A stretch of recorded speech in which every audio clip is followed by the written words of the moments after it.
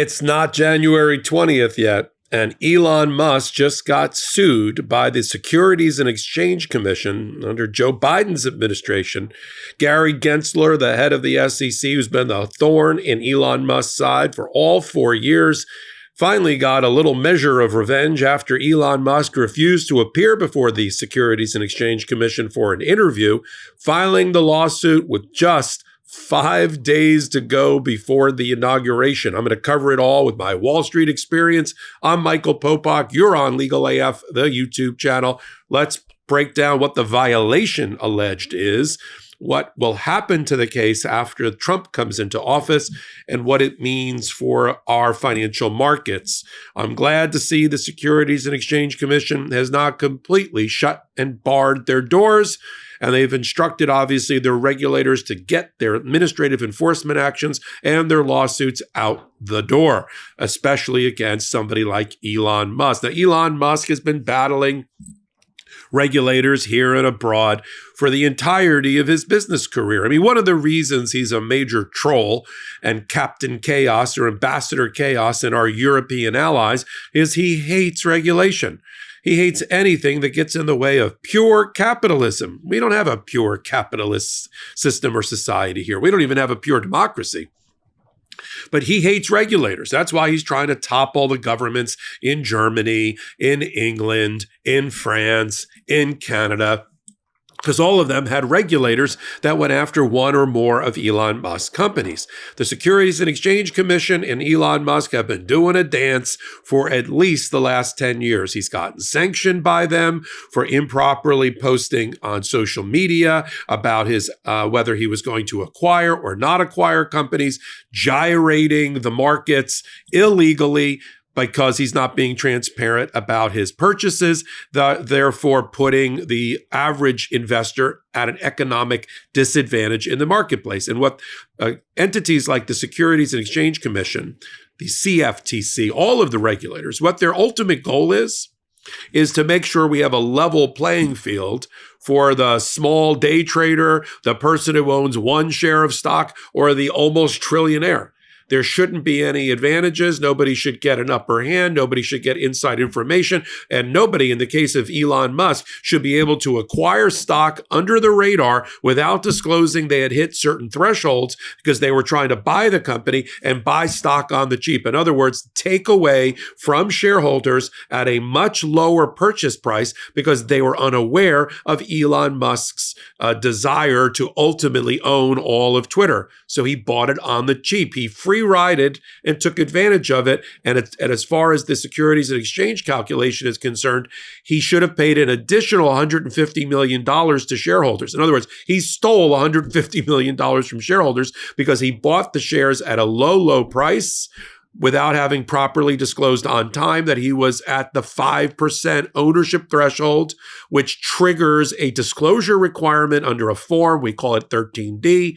And the reason for that is that the market should know when there's a shark in the water. The market should know when somebody is trying to slowly do a slow purchase below the radar, right?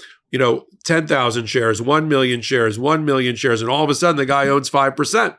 Once you hit a 5% threshold, you must disclose to the investing market and community through a filing with the Securities and Exchange Commission, assuming it's a public company, which means that shares trade publicly.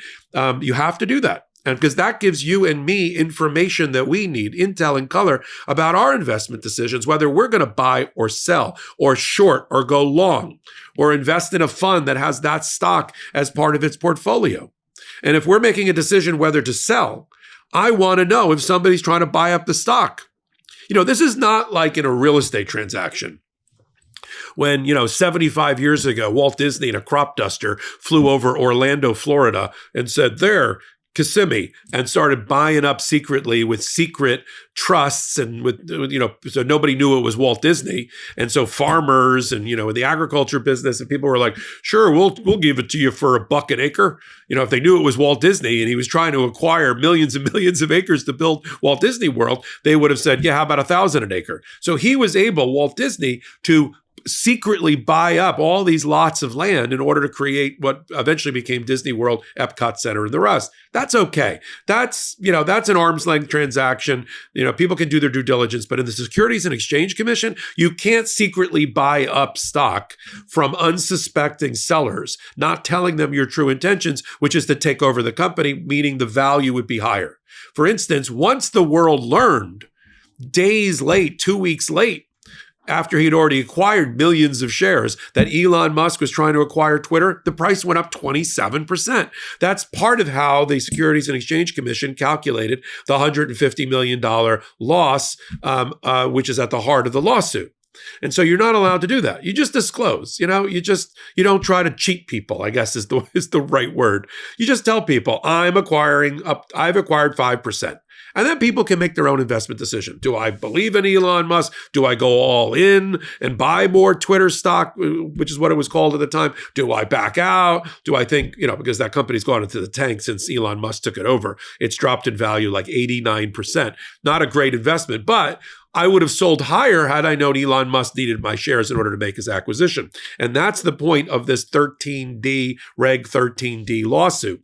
He started buying up his stock in January of 2022. And between January of 2022 and March of 2022, he acquired 5%. He was supposed to disclose by early April that he had hit the 5% mark to let the investing community know what was going on for a level playing field. But he waited an additional 11 days. Doesn't sound like much, but in the world of millions of shares being transacted, it's a lifetime. And in that time, he was able to acquire an additional 4% under the radar. Now he's at almost 10%, and the public still doesn't know because he hasn't disclosed it. Once he disclosed, stock went up 27%. So all the people that sold to him to get to 9 or 10%, which is millions of shares, they got screwed out of not knowing that Elon Musk had been buying up the stock, and they would have held out for more. The price would have been baked into the market. The market would have reacted in that way. That's the premise of the suit. Now, why is the suit being filed on the Wednesday before the Monday of inauguration? Gary Gensler is going to leave. He was a longtime corporate litigator.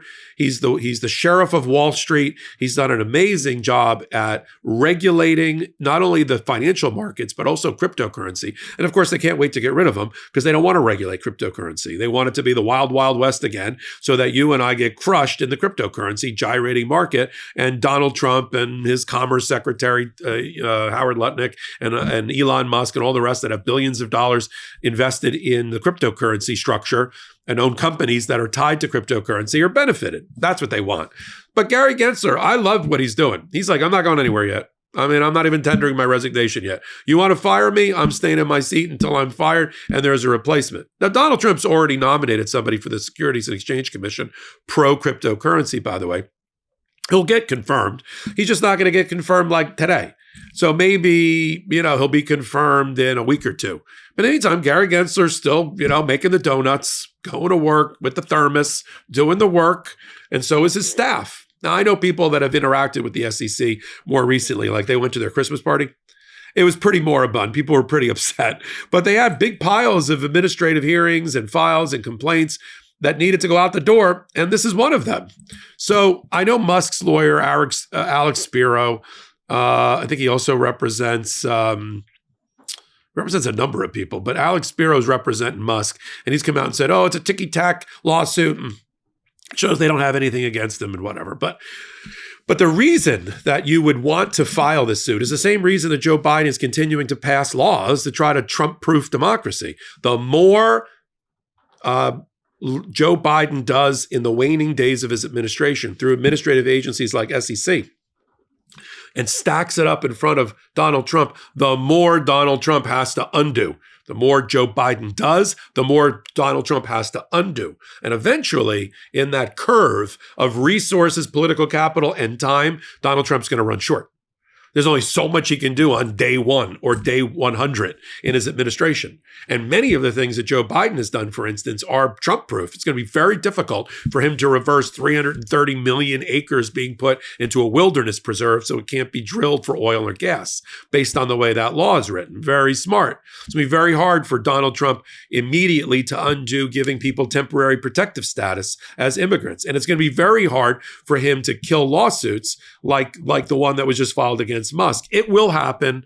The new SEC chair will withdraw this, but we want Trump to expend scarce political capital and look the American people in the eye and say, oh, I took that lawsuit away. I gave Musk a free ride, even though he's going to be the head of my Department of Government Efficiency. The show Conflicted Ethics. It helps in our politics to see Donald Trump have to make actual moves on a chessboard, all for the public to see. And that's why these cases being filed even so late, even on the last day or the last minute, are important because of what Donald Trump's going to have to expend in order to undo it. And every time he's doing something to undo something that Joe Biden or the SEC did is one less minute, one less resource that he has to do something forward-looking, to do something to advance one of his policies. That's why you got to continue to build. You want to build a wall? Build a wall of policies and lawsuits and rules and executive orders that Donald Trump has to try to dismantle in the limited time he has. I know it seems like it's interminable. He hasn't even gotten in yet. But I'm telling you, that 4 years is going to go by quickly. The 2 years until the midterms is going to go by even more quickly. He could be lame duck within 18 months if we have our way. But we got to continue the reporting shoulder to shoulder here on Legal AF, the YouTube channel. Take a minute, hit the blue subscribe button. We're well on our way to 500,000 subscribers. That means you. Between now and our half birthday, we already crossed the 400,000 threshold in less than 4 months. And I really appreciate you being here for all of that. I'm going to do a special message to our supporters in a moment. But thanks for being on Legal AF. I'm Michael Popak. In collaboration with the Midas Touch Network, we just launched the Legal AF YouTube channel. Help us build this pro-democracy channel where I'll be curating the top stories at the intersection of law and politics. Go to YouTube now and free subscribe at Legal AF MTN. That's at Legal AF MTN.